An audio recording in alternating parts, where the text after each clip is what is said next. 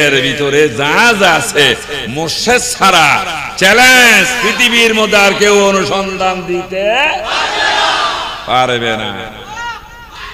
ফিদ্দর দবে ইতাল্লাই তারা ফিদ্দরে যদি হামার কান করি আর বর্ণনাটা কি দেয়, ঠিক না বেঠে? মুর্শিদের কাজ হলো ও মুর্শিদে পথ দেখাইয়া দাও, আমি যে পথ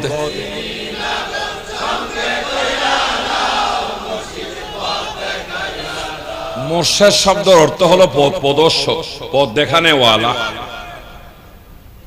মুর্শিদ আমাকে ওই পথ দেখাইয়া দাও। কোন পথে?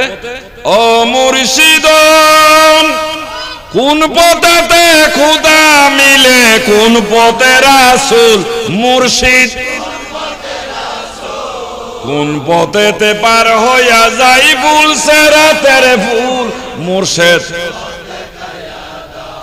এই জন্য কোরআনের শব্দ মুর্শিদ, মুর্শিদ শব্দ হলো কোরআনের। কেমন? যার অর্থ গুরু বা পীর বলা হয়। পীরটাও কিন্তু আরবি শব্দ না, এটা হলো ফার্সি শব্দ। আমাদের বাংলা ভাষার মধ্যে হাজার রকমের শব্দ সংমিশ্রণ ইতারা বাতে গুস্ত মশলা ব্যাগকে মিলেলে জিলে বিরিয়ানি আর অতর ভাষার হয়নি তারা আর সাত গাই পেয়ারা হাজির। তাই একজন মুর্শিদ হলো পথ প্রদর্শক। কাজে সেই জন্য চিন্তা করতে হবে। দেখুন আজকে আল্লাহ পাক একটা গজব নামিয়ে দিয়েছে, যার নাম হলো করোনা। আর বোধ হয় করোনা ওই বেলায়, করোনা মানে অনুগ্রহ দয়া। তো করোনা করলে তো বালাই থাকতাম, যাতে করোনা দিয়ে তো গজব ডালি দিয়ে। সেই জন্য করোনা নয়, করোনা কিনা নগত্য হতে এন হাম গজি জিয়ানুল্লাহ বলে আজি জিয়াল হইয়ে পুলিশ আলা ধরে লাগিয়ে, ঠিক না বেঠে? তাই আমরা এমন নাফরমানি করেছি যে কারণে আল্লাহ গজব নামিয়ে দিয়েছে। তো পেয়ারা হাজিরিন, নূহ আলাইহিস সালামের পিরিয়ডে একজন মহিলা ঈমানদার যিনি বলেছে লা ইলাহা ইল্লাল্লাহ নূহ নাজিউল্লাহ, এই কথার উপর বিশ্বাস আমল, যার কারণে মূসার সময়কালে আল্লাহ বিশাল একটা গজব দিয়েছিলেন। পানিতে থামা পৃথিবী ডুবিয়ে দিয়েছিলেন, গাছপালা তরুলতা মানব দানব পশু পাখি কিছুর আর অস্তিত্ব রাখে নাই, বিনাশ করে ফেলেছেন। শুধুমাত্র বেঁচতে পেরেছেন তারা যারা নূহ আলাইহিস সালামের নৌকায় উঠেছিলেন এবং যাদেরকে নিয়েছিলেন। বাসায় দিলেন নৌকা অথই পানির মধ্যে। হঠাৎ মনে পড়লো দূরে কুমিল্লার মৃদুকে সারি তো ইয়ে জীবে মহিলা বায়াত উম্মত, তাকে তো খবর দেওয়া যায় নাই। হা হারে বেচারি, না জানি কি অবস্থা। কেমন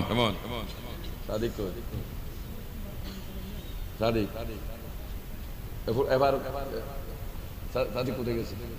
আচ্ছা শোনো, ওইদিকে মানে আমাদের গাড়িটা ওইটা এদিকে নিয়ে আসতে হবে। ফোন করে সাদিককে যাবে কোথায়? সাদিককে বলো, সাদিক ড্রাইভারকে ফোন করে বলো এদিকে চলে আসতে, ওদিকে আছে মনে হয়। পেয়ারা হাজির, বলতেছিলাম যে বিষয়, তখন নূহ আলাইহিস সালাম তখন ওনার কথা মনে পড়লো। পড়ার সাথে সাথেই আল্লাহর অনুগ্রহ কামনা করলেন, খোদা আমার এই উম্মতটা ওখানে রয়ে গেছে, তাকে খবর দিতে পারি নাই, আল্লাহ তুমি তাকে দয়া করে আমান রাখিও। কার সাহায্য চাইলে?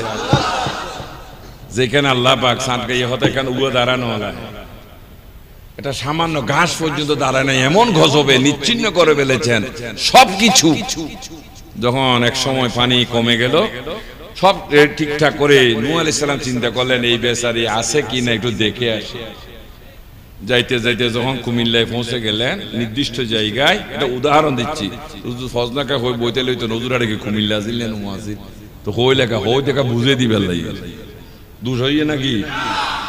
হ্যাঁ, তখন কি করলেন, যাইয়া যখন দেখতেছেন অনেক দূর থেকে ওই মহিলার ঝুপড়ি দেখা যাইতেছে। বড় করে সুবহানাল্লাহ, মহিলা কি দেখা যাচ্ছে? ঝুপড়ি দেখে আশ্চর্য হয়ে গেলেন। এই চট্টগ্রাম থেকে কুমিল্লা যাওয়ার পথে সমস্ত বিরান ভূমি করে দিলেন, এটা সামান্য ঘাস পর্যন্ত দেখান নাই আল্লাহ। আর এই অবস্থার মধ্যে এই ঝুপড়িটা কিভাবে থাকে, এটা আশার আলো জিলিক দিলেন। নিশ্চয় তাহলে ওই মহিলা ও হাজিরিন মোহাব্বত করে কথাটা শুনুন। যখন নিগস্ত হলেন আস্তে করে মহিলার নাম ধরে ডাক দিলেন নূহ আলাইহিস সালাতু ওয়াস সালাম। সাথে সাথে মহিলা ঘর থেকে উত্তর দিলেন। নূহ আশ্চর্য হয়ে জিজ্ঞেস করলেন, তুমি কি আছো? হুজুর আসি তো। কেন, কি হয়েছে? কি হয়েছে তুমি জানো না?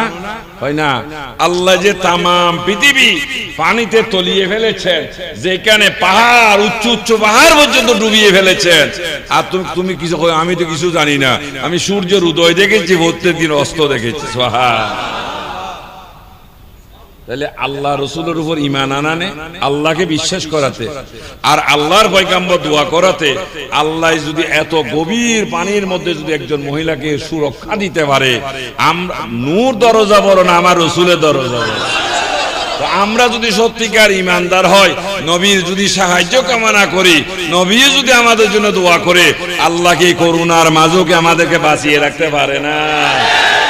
ইয়ে না নাম ঈমান। ঈমান হতো ভাই নবীর খালি সালাত নিয়ে হয় মিলাদ নবী বলে ইয়ে মিলান ঈমান নয়। নবীর মহাব্বত নিজেকে উজাড় করি তো ইয়ে নাম কি? ঈমান। ইয়ান তো ঈমান না ঈমান। তবে ইয়ে নয় আম, উইয়ে নয় খাস ন বুঝো। যদি এতেন হতার উত্তর দিতে গেলে দেরি হয়ে যাবে, আরো জোর তো বুঝো আম হরা হাস কারো